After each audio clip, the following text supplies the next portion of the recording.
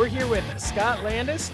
He is one of the Fall-In staff here, and kind of helped us get everything set up, got us out here in the vendor hall at Fall-In. And Scott, why don't you just tell us a little bit about the event, about your role with the event, and how things have been going this weekend so far? Great. So I'm the convention director for Fall-In. We run normally 3 conventions a year. Next year it'll be 2, but we run these 3 conventions. Cold War's in the March timeframe, Historicon, which is our main convention, in July, and then this Fall-In we run in early November. The convention is, I think, coming up on 20 years old now. No, I mean almost 30 years old now. And it's been in a number of locations, but we kind of settled in as this is kind of our favorite place to do it. I like to emphasize it more as a gamers convention. Historicon is big, it's huge. It's like going to New York City and, you know, trying to be comfortable. This is a much more personal convention. The staff folks here that I have on my team are much more, you know, reading, meeting, working with folks. And so that's what we look for here. A lot of show games that we do where we teach people how to play games, introduce them. In fact, yesterday we had 32, I think it was, homeschool kids that came in. HMGS has what they call Next Gen, which is the next generation group. And what they do is they work with schools and libraries and even businesses to run games to kind of bring the public in. They try to do them historical games, but they obviously simplify them. We had homeschool kids, some of them who could barely see over the tabletop playing in the games. Oh, that's excellent, because it's important to continue to grow this next generation of historical gamers. And, you know, a lot of times, you know, as historical gamers, we don't make ourselves the most approachable to that next generation. So that's really good to hear. And that's what we try to focus on that. I mean, they were playing a World War I game, but with gnomes and leprechauns and stuff like that. Very cool. So the kids got to do that. Moms and dads were participating in it.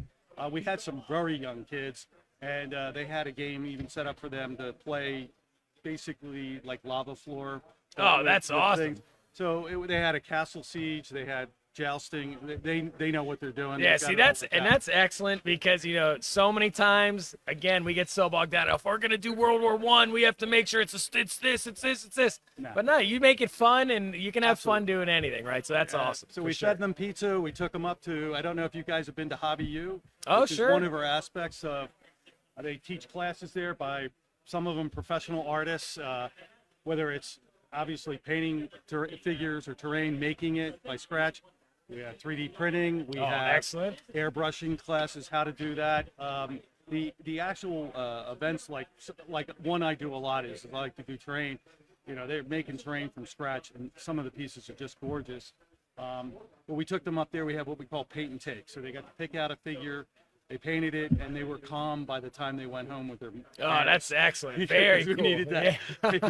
We fed them pizza. They were still bouncing off the walls, but by the time we got to that, they were calmed down. So, Excellent. But right now we're about, I think the numbers I had were almost 1,700 folks here this weekend, which is pretty close to our nominal pre-COVID numbers. COVID put a little crimp in it, but we're now back to our pre-COVID numbers. 382 games I think we had. About 30 different classes in Hobby U, 20 some lectures in our War College, which are professors and book authors that come in and speak.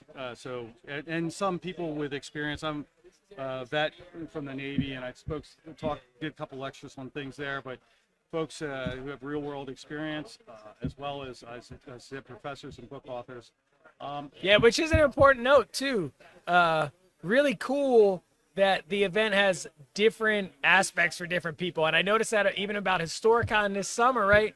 If you're not really into gaming, but you're into history, there were people doing book lectures. There were people, so if you're just into history in general, worthwhile to think about, hey, come out and check out this event. It's really neat.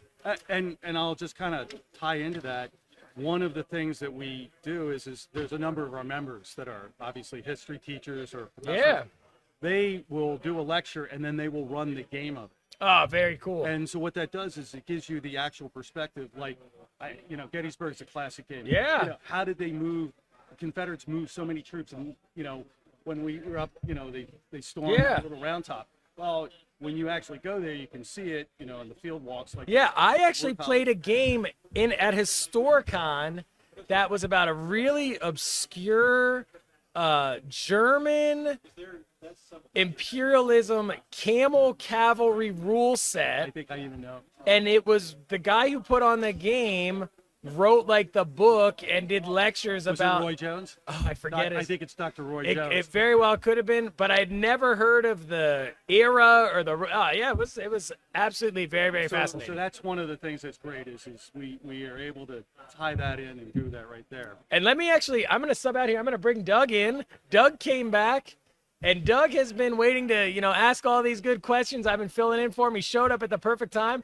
You guys don't want to see me anyway. We're going to pass it over to the guy who you actually want to hear speak to, Scott, here. So we're going to pass it over to Doug. Scott, it was a pleasure. Thanks for having us. We love It's been having awesome. you. We will have you back. Awesome. Please come to Historicon. Thank you. And we will work with you guys. Awesome. We love having Yeah, the talk audience. to So this guy. You don't want to hear from me. thanks, Steve. Hi, Doug. It's great to see you again, Hey, bud. thanks for coming over. So Great. appreciate it. Yeah, so I think I kind of gave a recap and talked a lot about what we were doing. Just a couple other areas to talk about. Yeah, absolutely. So we have obviously the vendor hall. We have 50 vendors here, and there's Where I was right, off screwing off and spending my money. So.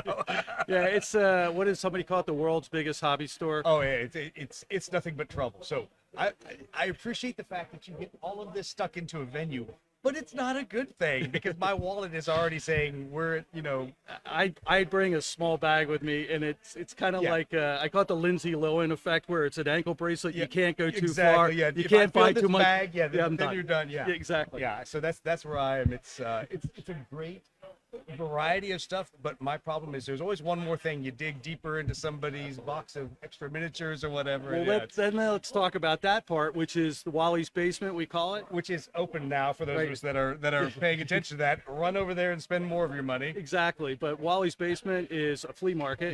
Yep. Members bring in their material, gently used or Yeah. loved Exactly. material, and it's tremendous. We have 70 tables. Right. We were sold out this morning. We were sold out this Nice. afternoon. Nice. We did a session on Friday night.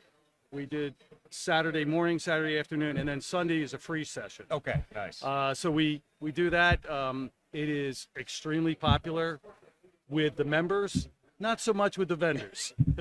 I mean, I'm going to be blunt. I mean, the vendors know that, Here's, and here's the reality. I mean, there's stuff that even though I will go to vendors and I will find, like I did, some old full thrust miniatures that are still in the package that a vendor is selling, the probability is I'm going to find it in Wally's basement, and I'm going to find it probably assembled and painted, so I have to strip it. Who cares, and So, sometimes yeah. you don't have to strip it. Yeah, exactly. Sometimes their paint job's better than what I was going to do. So Exactly. yeah, so I laugh that being a vendor in a sense and having our own stuff that we're showing off, I get how it's frustrating that to them that all that stuff's over there, but for the rest of us, it's a gold mine. It's a chance to go find stuff lightly used, like you say. Yeah. and So all that. So that's that part. Right next to it is our tournament area. Right. I think we have 30-ish tournaments. Okay, good. Everything from Flames Award, Yep. Team Yankee, Bold Action, to Pirates, to Nice. the classic, DBA and Oh, yeah. Arctic Air. And, Yep. and All those games I don't play. Yeah, and then a bunch that I'm not familiar with. Right. Yeah. So that is pretty active. I mean, they'll do all day, all night Right, kind of right. things. And then so I already talked about to the audience. Right. I talked about we had kids in from Yep. homeschool. Yep. Saw But that. we do also feature kids games. If you look in our program, you'll Right. see walk-up demos, and you'll also see kids games we have, because we are trying to introduce. A lot of parents will come here, and the father or the mother wants to participate with their child. Right. So we try to emphasize that to give them an opportunity. Well, and that's something a lot of people should look at on the website, because when you get that event listing, it really describes, which events are geared towards kids, which events are, okay, kids with supervision, and which ones are like, hey, this is just adult game time, love your kids, don't want you at these games. Yeah, like the know? one I played in last night. Okay, you get a plus run if you do a shot. So Yeah, I'm in. exactly. I'm in. It was No kids allowed. Sorry. Yeah. roll a so- die, and yeah. if you get better than this, you shoot, you penetrate, kill. I'm glad we weren't at that one. We had enough trouble just going out for margaritas. And Exactly. if you wonder why stuff didn't get uploaded to YouTube, it's because of the Mexican restaurant with great margaritas we were at. So See, I know better now. Yeah, In no, a lot I- of years, I know better. no, we had fun, lit our hair on fire for the first night out. But the great thing for us is to come here and to get to see a variety of gamers, because in our world, when we're doing Blood Red Skies, we've been confrontational in the sense of the other aerial war gamers, the check your six crowd. When Absolutely. you're on the internet, everything's always a confrontational meeting. So people are like, why do you play Blood Red Skies? And yet here we've got aerial war gamers walking up that play check your six, that play Missile Threat, and we're all having fun together. It's Absolutely. not Well, and it gives them exposure to a game that It they does. may not be aware of. it does. And it's being sold oh yeah. in the vendor hall. And so, we're laughing because there's a lot of people in the vendor hall with that. There are people actually playing the game. So we've talked to Charles and a couple of the other guys that are hosting games, and we laugh because there's not usually that many that do Right. Blood Red Skies. So it's out there. And I'm going to head over in a while and go look at some Check Your Six games, and hopefully my hands won't burst into flames. And so the last thing I want to emphasize for this show in particular is we do a big fundraiser for Toys for Tots. Right. It's a big emphasis for us, and it actually has kind of two parts to it.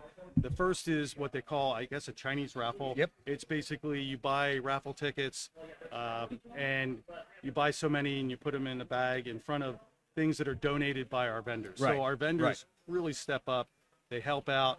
They donate items, and then obviously we get. And we've raised thousands and thousands Nice, of dollars nice. over the years. So we emphasize this. It's the time of year for Toys for Tots. Right. People also can donate toys. And the last part, which is a lot more, I'll say, frantic. I'm going to use that. It's something you should come and see tonight. What happens is we have an auction. Right. And the auction is for painted miniatures, painted I saw the terrain. photos of things in the terrain case. So we have display cases up, and it's a running Nice. tally. So you walk by and you say, all right, I'll put, it's $200. I'll put $225 Yep. down for this painted ship, and it is just tremendous stuff. The Wednesday night painting group that does this, Mo and his team, it's just tremendous Awesome. amount Awesome. of work that goes into it. They work on it starting now, for next year. Right.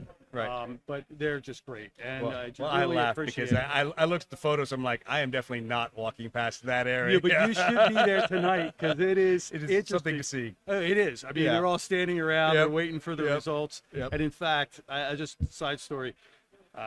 Historicon tried to shift around their flea market times, the Right, Wally right. basement times, and I'm like, I can't do that. I have to keep the evening hours Yeah, open because for- that's when the sacred for that when that the event, yeah. results of the auction come, and there's people are going to be mad if I have to. split Yeah, their exactly. time. If we change that time, yeah, so, no, that's good. So it's a great fundraiser. Like I said, we've raised thousands and thousands of dollars. I know it's over 10,000, but I don't know the exact Right. number yet. But tremendous activity, and we're really trying from the perspective of at this show, as I told Steve earlier, that it's more of a personable, Right. connect with the gamers, game masters, and folks at all levels, Right. To try to kind of make it a more approachable convention. Absolutely. So if folks are looking for, like I'll say, their first Right. bigger convention, this would be a good entryway. But Historicon is it. I mean, I'm not the convention director, and I think you're going to get Joby. He's around. Yeah. Talk to him a little bit later, Nice. but because I asked him to come down. For Good. You. Yes. But it Put is Steve on the spot again, and Yeah. I'll purposely be out shopping when he shows up. exactly. It works out Um, well. Exactly. But that is the flagship. That's right. our flagship. And it's a 4-day show. But like I said, this one, if you want to come in, kind of ease your way into Yeah. a convention, this is a great convention. Well, and I talked to a couple people that this was their first time getting back into conventions. They were like me, Right, people that with had been out of the COVID. gaming scene for years because of work, family, whatever, and that now they're back in. And so it's a good opportunity. You're right. It's not the same overload or overwhelming like whether we always laugh. because we go up to Adepticon up in Schaumburg, Oh my and God, that's huge. And you walk in there, and it is a fire hose between the vendor hall and all the Absolutely. different gaming halls, and you just don't know what you're gonna do, you know. So. Right, and that can be overwhelming It can, for some absolutely. folks. So we like to look at it, like I said, it's just more like a family hour, relax Yeah. and so forth. So Well, this has been awesome, and you guys have given us a primo spot, which we love, you know. So we're happy to come here and get a chance to both, you know, play some games, do some demos, stream a couple different events, and then just hang out and meet people, you know. so. exactly, and that's why when you guys asked, I was like, okay, this is where working with my exhibit hall manager Yep. Jeff. And Jeff is taking great care of us, so those guys have been super easy to work with. But you know, anything you guys need, I know Joby. Part of the reason we want to talk to you is about coming to Historicon, Right. doing that show. But we love having you. We love having the people come from the podcast. Right. You know, coming to ask us questions and really address the show, and so that's important to us Yeah. as well. We can answer your questions and all that. So we just look forward to seeing you Sounds good. guys again. Well, thanks for taking the time to hop on the live video and at least appreciate do a little it. bit of this. So, So thank you very much. all right. Well, thank you for And- hosting us. And thank you again for coming, but have a great rest of your convention. I will, and I'm going to now avoid the rest of the vendor hall. I'm going to go actually watch some games that don't cost me any money. Yeah. Okay. Doug, thank you again. Thank you very much. Really And appreciate thank you, being everyone on. out there. All right. Come to Fall In next year. Absolutely. And we'll see all you guys later. Thanks. All right. Thanks.